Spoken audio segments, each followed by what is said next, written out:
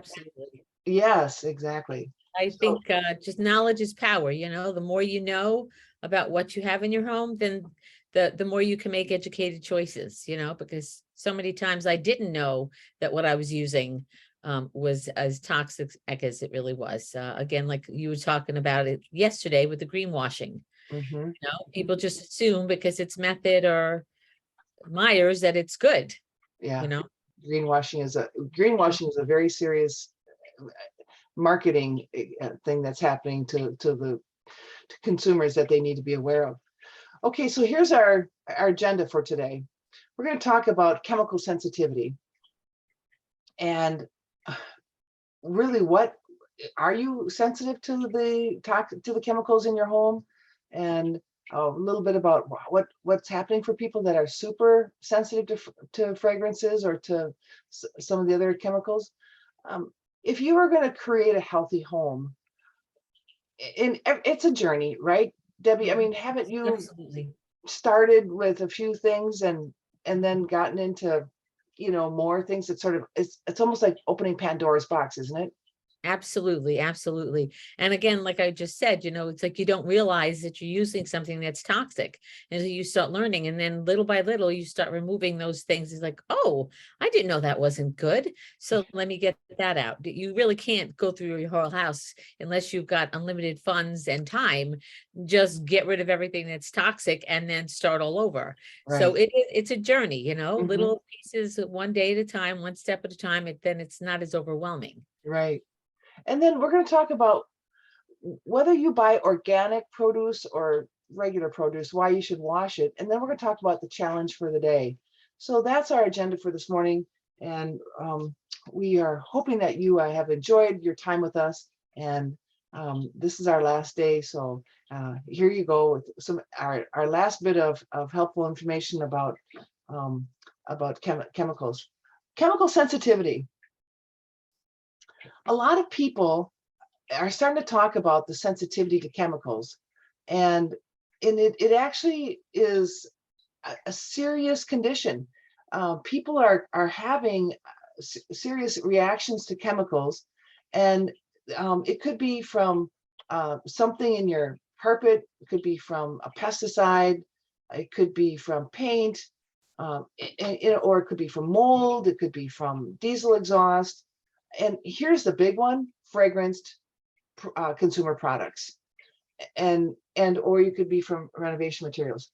So there are a lot of people that are having chemical sensitivities and are going to the doctor, and the doctors are not able to diagnose what's going on because they're having sort of random headaches, or they're having asthma, they're having all sorts of chemical of respiratory issues, and they can't pin it on one particular thing, and so they're saying, well, it's in your head, or whatever. But people are doing their own research in some ways and saying, okay, every time I'm exposed to this thing, I get a headache, or every time I'm exposed to, like, okay, I don't know about you, Debbie, but like my neighbor, oh my word, my neighbor would start to dry her clothes, and I'm serious, I had to close my windows, and I had to like leave the area because because that aroma, that stink was so intense, I would get sick to my stomach, or I'd get a headache.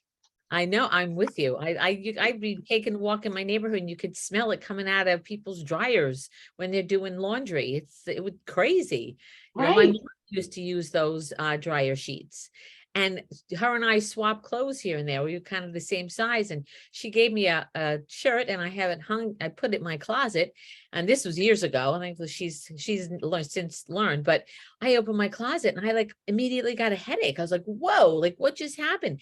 And this shirt just stunk. It was Yeah. like from all that stuff that was stuck in the fibers that over and over again in those dryer cloths. So I was like, Ma, you got to stop. So thankfully she, Hmm. again, Hmm. like you learn little things like that, Right. you Right. learn.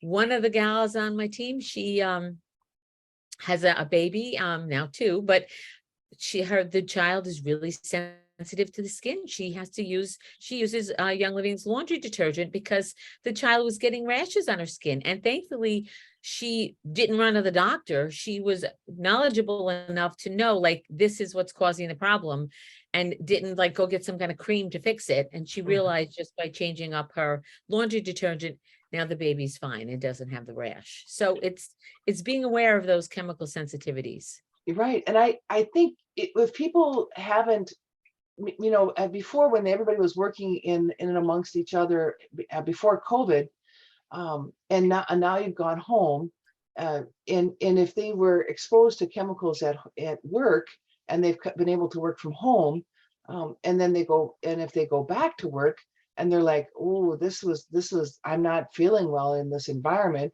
I mean, there is a thing as sick building syndrome. That's one thing that people and employers are more aware of. But there's a lot of people that have worked from home, that I want it, that will have to stay at home because the smells are making them sick.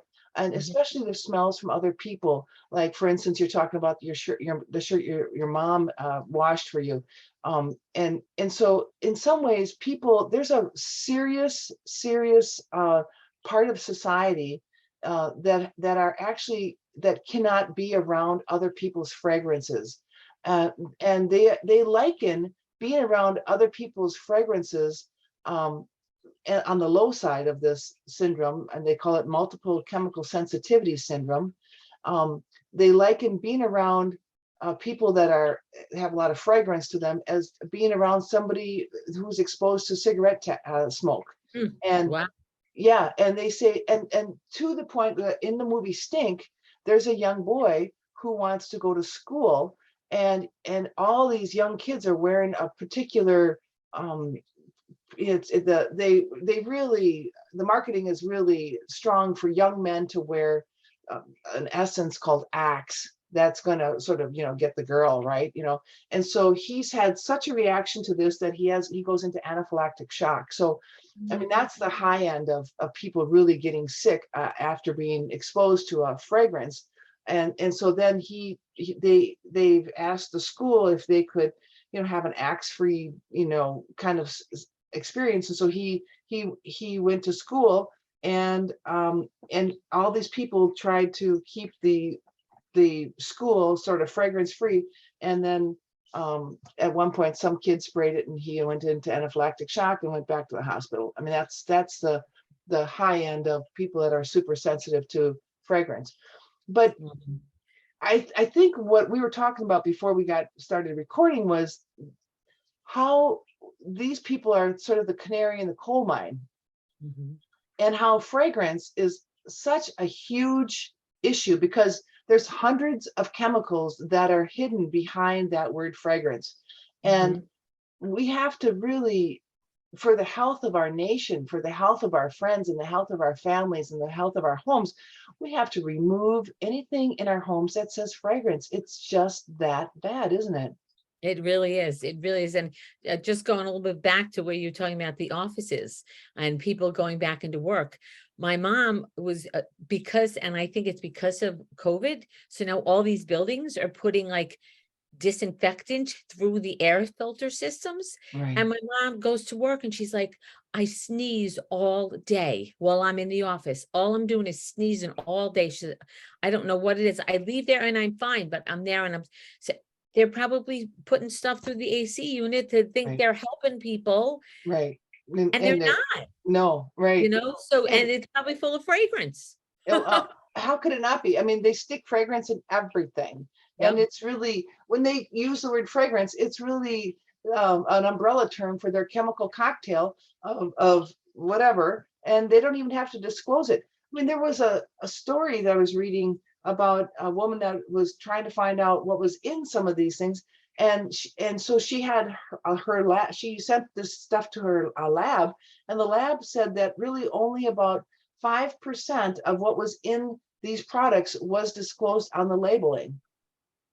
That's crazy. Yeah, That's because under the word fragrance, there was so many more chemicals and so much more under that one word that really what was on the labels was disclosing about 5%, but then hidden behind the word fragrance and some other non-specific terms were just hundreds of other chemicals. And that was pretty discouraging. I thought, holy cow, yes, you can read your labels, but then like they're not really all that honest about what they're disclosing that's in the product anyway. Right. That sounds like something we really need to get changed. Like if it's in there, it should be on the label and like specific. You don't have to tell us how much, although I guess the way it's listed tells you how much there's in there. But yeah, it's just they need to, whoever runs that organization, that needs to change for us because It's we need very to know as consumers. We really right. do. Okay, so we all have been working on creating a healthy home for a long time, Mhm. and we didn't really have a roadmap to do this. We sort of started with a few things, and then sort of it started to snowball for us. And as we became more exposed to people that were of like minds that were talking about getting rid of toxins out of their home, we learned more, and I think that's the deal. I mean, we're in the part now where uh, of this whole process of, well, we know enough to help others make good decisions about chemicals in their home and toxins in their home, and yet there's so much more that we can still learn. Like this is just a journey, everybody. And these are long-term goals. This isn't something like you were saying earlier. You can't, unless you have unlimited budget and unlimited time, you can't just go through your house and rip everything out that is um, not toxic for you, and be tomorrow toxic free. But here's the thing: the most toxic chemicals are clearly pesticides and herbicides. If you're using an oven cleaner, that is an easy, like, get that thing out the door. That is an easy thing. If you're using some sort of a Roundup or anything that's going to kill critters around your house, just toss them. Just get rid of them. It's the most toxic product in your consumer product in your home. Secondly, evaluate your cleaning products. I mean, what do you say, Debbie? Turn your products over and read the labels, or how, Yeah. what, Yeah. Elizabeth had mentioned that app yesterday from EWG, and I pulled it up and I was scanning some of the products at the house. And one that somebody said they were using, they had sent me a picture and I was scanning it, and it's like, that thing's amazing. So if you've got some time, just download that app and just run around your house and start scanning the labels for all the ingredients. And it's amazing what you'll learn just by doing that in your own house or doing it in the store before you buy it. Especially in the store before you buy it.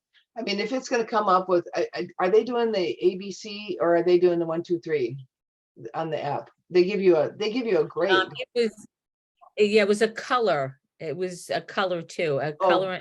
Yeah, it was a color. The one I was using was a color. was that red, yellow, and Yellow, green? yellow, Yeah, red, and green. Yeah, right, yeah. right. Okay. Yeah, and that Roundup, if you were saying, didn't they have all kinds of lawsuits for that with the Oh, company Roundup?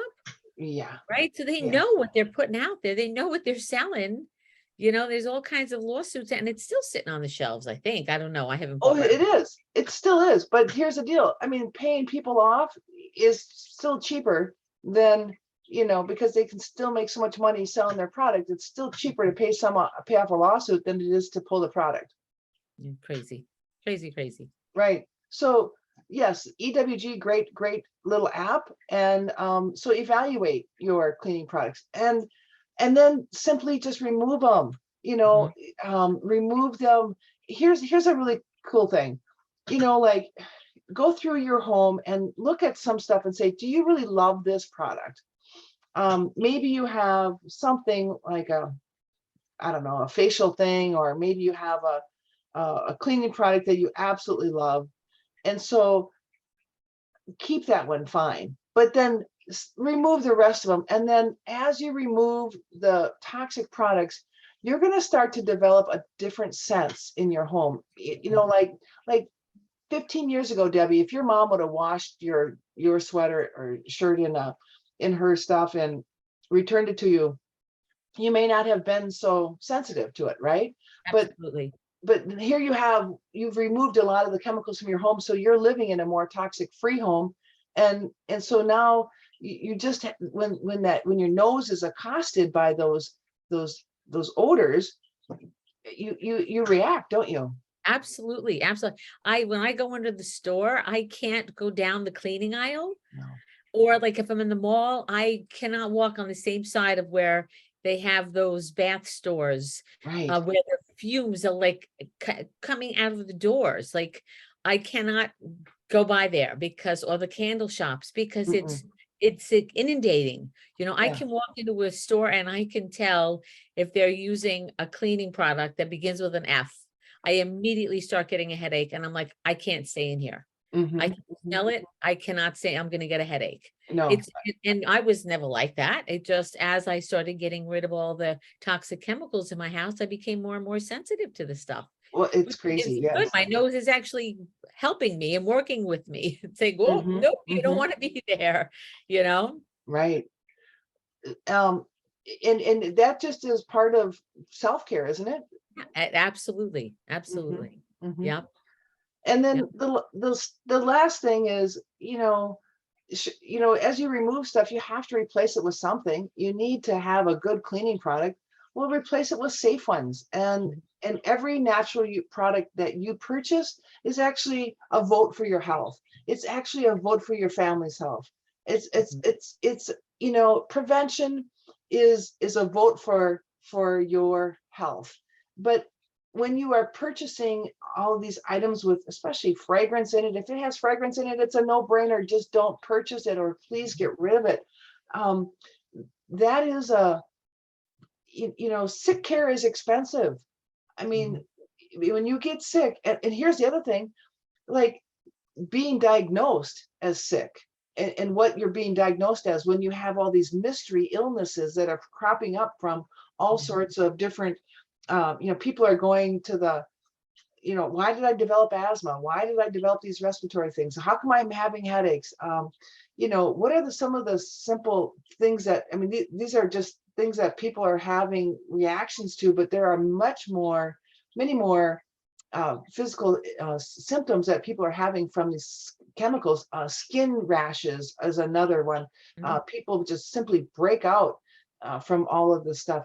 And so, it's expensive to go to and get diagnosed and back and forth to the doctor. It's expensive to then figure out what it is, and they may not know right away what it is, and so you're going to be on several different medications, or several Yeah. different creams, whatever.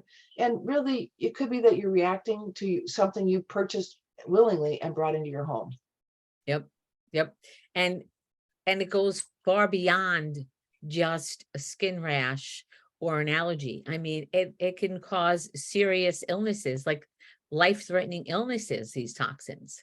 So Oh, it goes excellent. Yeah. beyond just I have a rash or I'm sneezing. You Mhm. know, it can go really, really bad to the big C if you're, with all of Oh, this stuff. oh, for Now, sure. it's kind of sideways, but out in the central part of our state, in Florida, that's where a lot of the farms are. They're spraying. There's things they're going on Sundays spraying down these big fields with God knows what, and Mhm.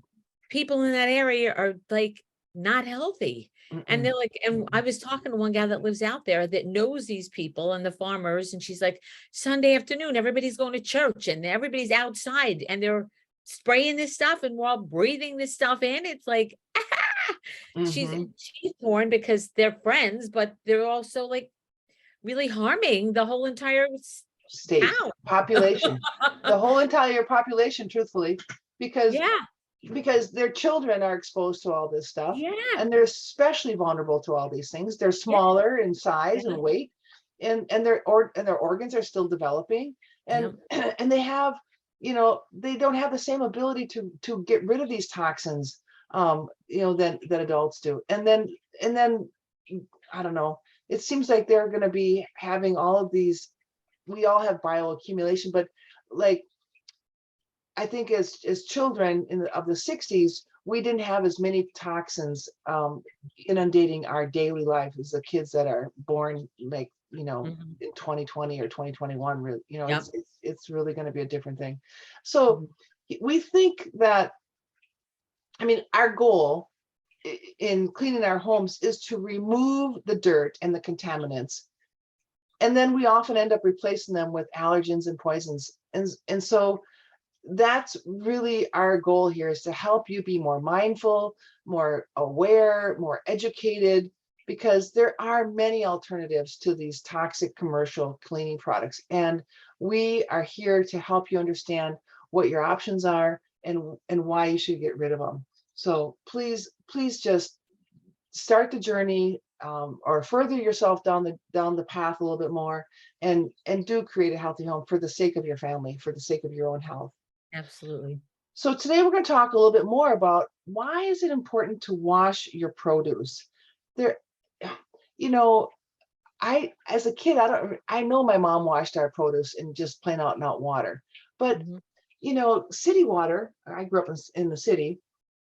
City water was probably not as clean as well water, perhaps out in some of these rural areas, and that was before all the toxins got into the well water, of course. But I didn't know that when if you don't wash your produce efficiently, and that basically half of all food poisoning cases are really traced back to fresh produce that wasn't cleaned, or somehow or other there was something that during the packaging or the harvesting or the handling of it, that it wasn't, that some contaminant got on it, some toxin of some sort, some what do you call it, bacteria ran amok. But if you really want to get rid of, okay, I don't know about you, but the pesticide stuff scares me. I have to wash my produce. Mhm. Absolutely. Absolutely. And this stuff, this fruit wash is amazing. I have to be honest, this is one of my new things. I was not using this. I was using vinegar.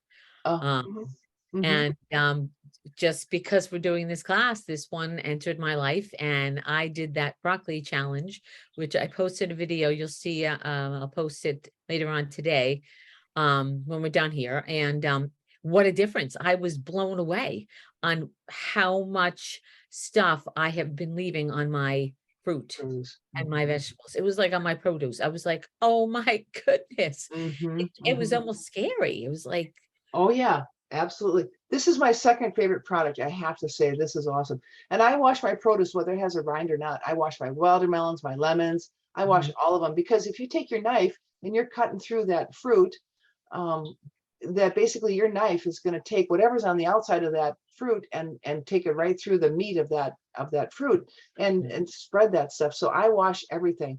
I even wash my chicken with this, and it's really that's a I great want to get all the stuff off of what I'm putting in my mouth.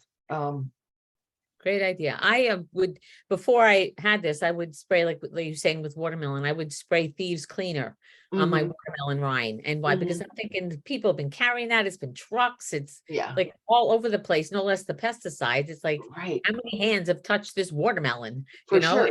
Yeah. Even the cherries or your lettuce, like how many hands and what was on their hands along Mhm. with all the pesticides? And you're So, just talking about the handlers. You're not talking about the consumers that are rifling through the products at the store, you know? right, right. I mean, really.